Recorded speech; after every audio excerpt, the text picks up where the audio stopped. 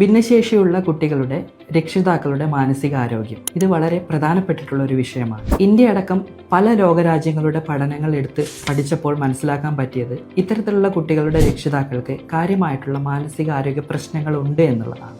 ഇതിന് പലവിധ കാരണങ്ങൾ പറയുന്നുണ്ട്.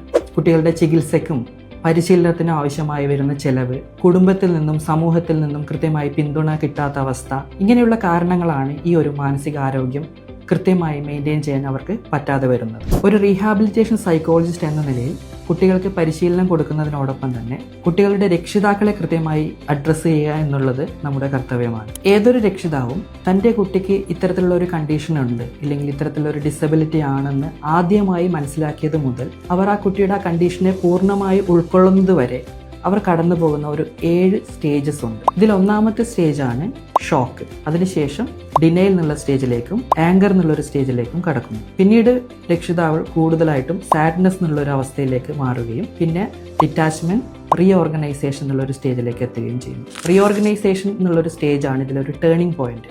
അവിടെ നിന്നും കുട്ടിയെ കൂടുതലായിട്ട് അംഗീകരിക്കുകയും കുട്ടിയുടെ സ്ട്രെങ്ത് മനസ്സിലാക്കുകയും ചെയ്യുന്നു. പിന്നീടാണ് കുട്ടിയെ കൃത്യമായിട്ടും അക്സെപ്റ്റൻസ് ചെയ്യുന്നത്. അതായത് രക്ഷിതാവ് അഡാപ്റ്റഡ് ആവുന്നത് ആ ഒരു പെർട്ടിക്കുലർ സ്റ്റേജിൽ വെച്ചിട്ടാണ്.